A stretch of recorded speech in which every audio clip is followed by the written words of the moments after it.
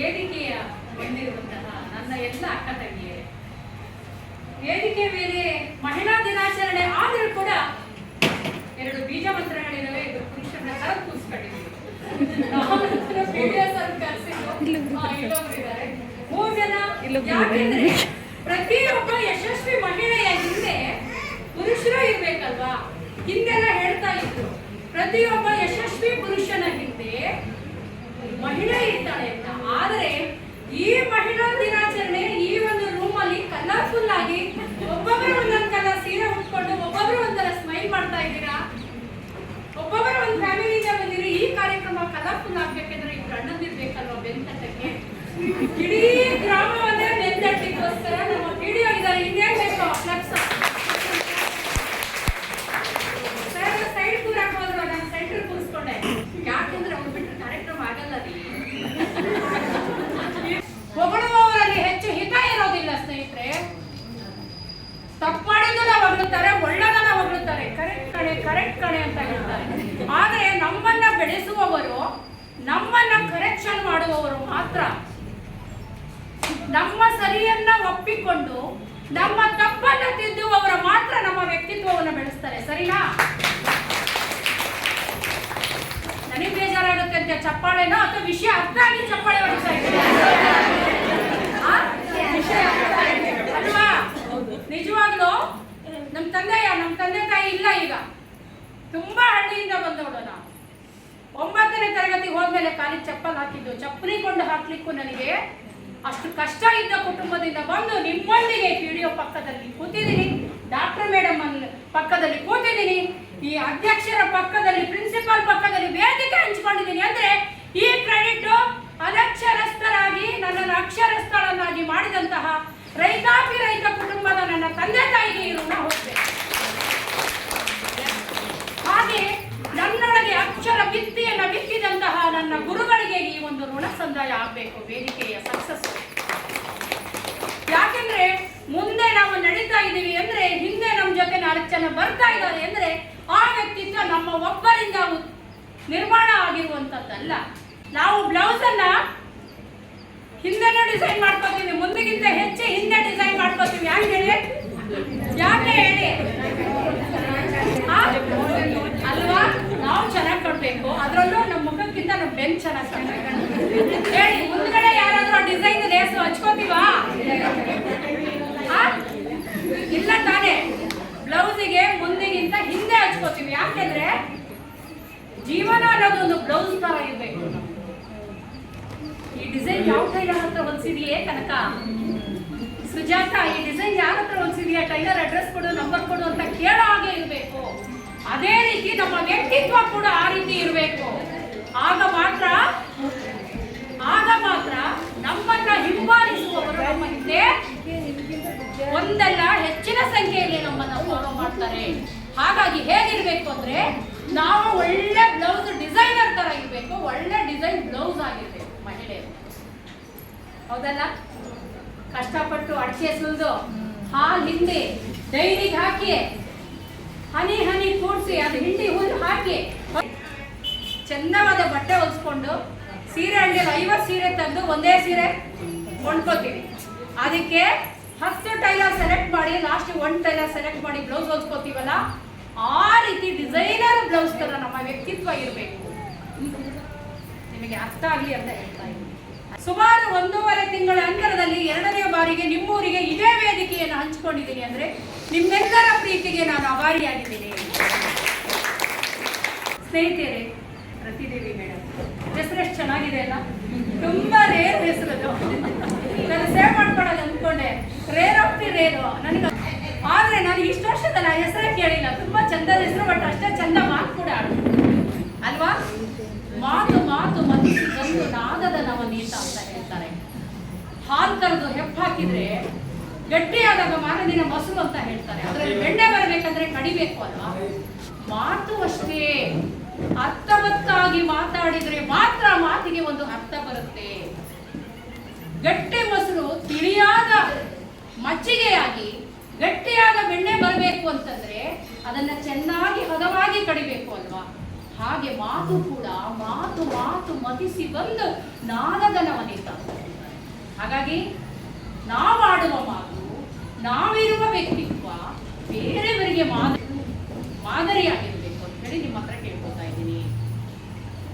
ಅಕ್ಕ ತಂಗಿಯರೇ, ದೇಶದಲ್ಲಿ ಸುಮಾರು ಎಷ್ಟು ಕೋಟಿ ಜನಸಂಖ್ಯೆ ಇರ್ಬೋದು? 149 ಕೋಟಿ ಜನಸಂಖ್ಯೆ ಇರುವ ಭಾರತ ದೇಶದಲ್ಲಿ ಆ 149 ಕೋಟಿಯನ್ನ ಹೆತ್ತವರು ಗಂಡಸನ ಹೆಂಗಸನ ಹೇಳಿ.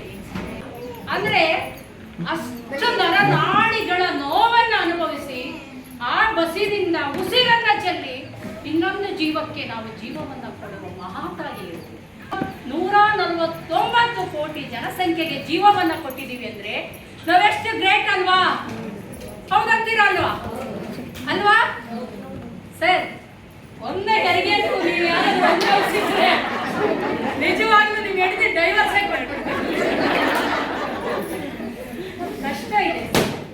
ಜೀವ ಕೊಡೋದು ಅಷ್ಟೇ ಅಲ್ಲ, 9 ತಿಂಗಳು ಹೆತ್ತು ಹೊತ್ತು ಹೊಟ್ಟೆ ಒಳಗೆ ಕಾಂಗೋರು ತರ ಜೋಲಿ ಕಟ್ಕೊಂಡು ಹುಟ್ಟಿದ ಮೇಲೆ ಹೊರಗಡೆ ಸೀರೆ ಜೋಲಿ, ನಮ್ಮ ಚರ್ಮದ ಜೋಲಿಯಲ್ಲಿ ಮಗುವನ್ನ 9 ತಿಂಗಳವರೆಗೂ ಸೌತೆಕಾಯಿ ತಿಂದ್ರೆ ಹೊಟ್ಟೆ ಒಳಗಿರೋ ಮಗು ಶೀತ ಆಗುತ್ತೆ, ಮಜ್ಜಿಗೆ ಕುಡಿದ್ರೆ ಶೀತ ಆಗುತ್ತೆ, ಬೆಣ್ಣೆ ತಿಂದ್ರೆ ಹೊಟ್ಟೆ ಒಳಗೆ ಕಫ ಆಗುತ್ತೆ. ಹೊಟ್ಟೆ ಒಳಗಿದ್ದಾಗಲೇ ಅಷ್ಟು ಕೇರಿಂಗ್ ಮಾಡುವ ಮಹಾತಾಯಿಗಳಾದ ನಾವು ಹುಟ್ಟಿದ ಮೇಲೆ ಕೂಡ ಜೋಲಿಯನ್ನ ತೂಗುವಾಗ ಕೂಡ ಹಾಡನ್ನ ಹೇಳಿ ಮಗುವನ್ನ ಶಾಲೆಗೆ ಕಳಿಸೋದ್ರ ಮೂಲಕ ವಿದ್ಯೆ ಬುದ್ಧಿ ಎಲ್ಲರನ್ನು ಕಲಿಸಿ ಸಮಾಜದಲ್ಲಿ ಒಬ್ಬ ವ್ಯಕ್ತಿಯನ್ನ ಸಶಕ್ತನಾಗಿ ನಿರ್ಮಾಣ ಮಾಡಿ ದೇಶಕ್ಕೆ ಒಳ್ಳೆ ಪ್ರಜೆಯನ್ನ ಕೊಡುವ ಮಹಾತಾಯಿಯರು ಎಷ್ಟೊಂದು ಹೆರಿಗೆ ನೋವನ್ನು ಅನುಭವಿಸ್ತೀವಿ ಅಂದ್ರೆ ನಾವು ಸಣ್ಣ ವ್ಯಕ್ತಿತ್ವದರ ಅಲ್ಲ ಅಲ್ವಾ? ಹಾಗಾಗಿ ನಾನು ಯಾಕೆ ಮಾತು ಹೇಳಿದೆ ಅಂದ್ರೆ ನಮ್ಮನ್ನ ನಾವು ಕೀಳರಿಮೆಯಿಂದ ನೋಡ್ಕೊಳ್ಬಾರ್ದು. ಸೃಷ್ಟಿಯ ವಿಶೇಷತೆ ಹಾಗೆ ಇಲ್ಲಿ ಇರುವ ಸುಮಾರು 150 ಜನರಲ್ಲಿ ಒಬ್ಬರಂತೆ ಇನ್ನೊಬ್ಬರು ಇದ್ದಾರ? ಯಾರಾದ್ರೂ ನಂತರನೇ ಯಾರಾದ್ರೂ ಇದೀರಾ? ಪಂಚಮಿ ಮೇಡಮ್ ಹೆಚ್ಚು ಡಾಕ್ಟರ್ ಸಬ್ಜೆಕ್ಟ್ ಇಲ್ವಲ್ಲ? ನಿಂತರ ಯಾರಾದ್ರೂ ಇದಾರ? ನಿಂತರ ಒಬ್ಬರ ತರ ಇನ್ನೊಬ್ರು ಇರೋದಿಲ್ಲ, ವಿಭಿನ್ನವಾಗಿರ್ತೀವಿ. ವಿಭಿನ್ನದಲ್ಲೇ ನಾವು ಸಾಮರಸ್ಯವನ್ನ ಕಾಪಾಡುವಂತಹ ವ್ಯಕ್ತಿತ್ವ ನಮ್ಮಲ್ಲಿ ಇರಬೇಕು. ಹೆಣ್ಮಕ್ಳಲ್ಲಿ ಗಂಡ ಎಷ್ಟೇ ದುಡ್ಡು ಹಾಕ್ಬೋದು. ಅಮ್ಮ, ನಮ್ಮ ತಾಯಿ ವಯಸ್ಸಿನವ್ರು ಬಂದಿದ್ದೀರಲ್ಲ, ಏನ್ ಹೆಸರು ನಿಮ್ದು? ನಾಗಮ್ಮ. ನಮ್ಮ ಅಮ್ಮ ನೋಡ್ಬೇಕಾಗತ್ತೆ ನಿಮ್ಮನ್ನ.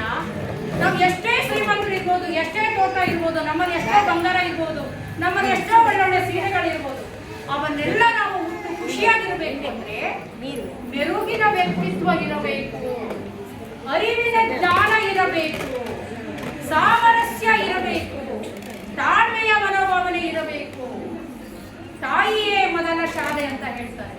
ಯಾಕೆ ಹೇಳ್ತಾರೆ ಇದನ್ನ? ತಮಾಷೆಗಾಗಿ ಕಂಡುಹಿಡಿದಿದ್ದಾರೆ ಇದನ್ನ, ಒಂದು ಭಾಷಣಕ್ಕಾಗಿ ಕಂಡುಹಿಡಿದಿರೋ ವಾಕ್ಯನ ಇದು ಅಲ್ಲ.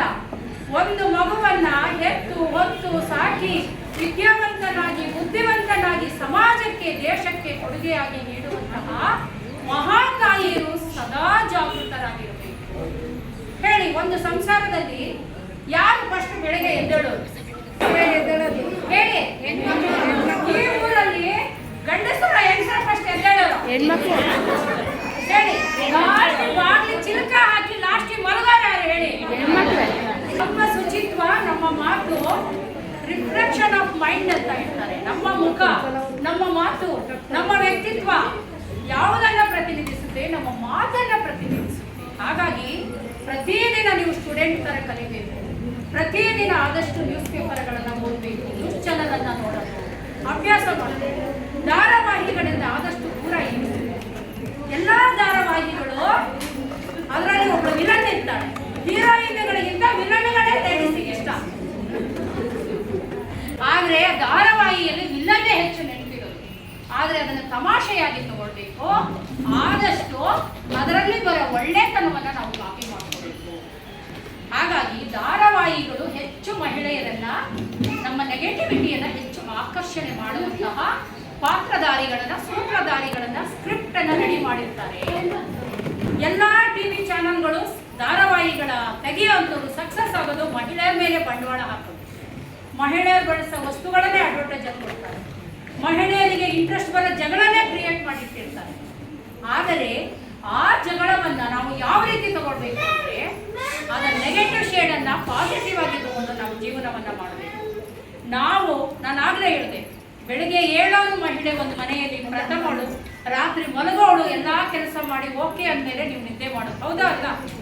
ನಾಯಿ, ಬೆಕ್ಕು, ಎಮ್ಮೆ, ಹಸು ಎಲ್ಲದಕ್ಕೂ ಹುಲ್ಲು ಹಾಕಿ ನೀರು ಹಾಕಿ ಎಲ್ಲ ಮಾಡಿ ಲಾಸ್ಟಿಗೆ ಮಲಗೋದು ನಾವೇ. ಹಾಗಾಗಿ ಒಂದು ಕುಟುಂಬದಲ್ಲಿ ಜಾಗೃತ ಮಹಿಳೆ ಇದ್ದರೆ ಆಕೆಯ ಸಂಸಾರ ಕೂಡ, ಆಕೆಯ ಸಂಬಂಧಗಳು ಕೂಡ, ಆಕೆಯ ಸಂಬಂಧಿಕರು ಕೂಡ, ಆಕೆಯ ಸುತ್ತ ಪರಿಸರ ಕೂಡ ಅರ್ಥವತ್ತಾಗಿರುತ್ತೆ. ಹಾಗಾಗಿ ಮಹಿಳೆಯರು ದಯವಿಟ್ಟು ನಿಮ್ಮ ಪಾತ್ರದ ಬಗ್ಗೆ ನಿಮಗೆ ಕೀಳರಿಮೆ ಬೇಡ. ನನಗೇನು ಗೊತ್ತಿಲ್ಲ, ನಾ ಶಾಲೆಗೆ ಹೋಗಿಲ್ಲ ಅಂತ ನೀವು ಕೀಳರಿಮೆಯಿಂದ ನಾಗಮ್ಮ, ನಿಮ್ಗೆ ಮೊಮ್ಮಕ್ಳು ಇರ್ಬೋದಲ್ವಾ? ಮೊಮ್ಮಕ್ಳಿದ್ದಾರೆ, ಆದರೆ ಅಜ್ಜಿ ನೀನು ಓದಿಲ್ಲ ಅನ್ನೋ ಕಾರಣಕ್ಕೋಸ್ಕರ ಇತ್ತೀಚೆಗೆ ಏನಾಗಿದೆ ಅಂದ್ರೆ ಹೆಚ್ಚು ಕಲಿತವ್ರು ಹೆಚ್ಚು ಡೇಂಜರ್ ಅನ್ನೋ ಪರಿಸ್ಥಿತಿ ಬಂದ್ಬಿಟ್ಟಿದ್ದೀನಿ. ನಾನು ಒಬ್ಳು 3 ಡಿಗ್ರಿ ಮಾಡ್ಕೊಂಡವಳೆ ಹೇಳ್ತಾ ಇದ್ದೀನಿ, ಹೆಚ್ಚು ಕಲಿತವ್ರು ಹೆಚ್ಚು ಅಪಾಯ ಅನ್ನೋ ಪರಿಸ್ಥಿತಿ ಬಂದಿದೆ. ಆ ಒಂದು ಅಪವಾದಕ್ಕೆ ನಾವು ಸಿಲುಕದ ಇರೋ ರೀತಿಯಲ್ಲಿ ನಾವು ಜೀವನವನ್ನ ಸೃಷ್ಟಿ ಮಾಡಬಹುದು. ನಮ್ಮ ಕುಟುಂಬದ ಜವಾಬ್ದಾರಿಯನ್ನು ಹೊರಬೇಕು. ಹಾಗೆ ವಕೀಲರಾಗಿ 2 ಲೈನನ್ನು ನಾನು ಹೇಳಲೇಬೇಕಾಗುತ್ತೆ.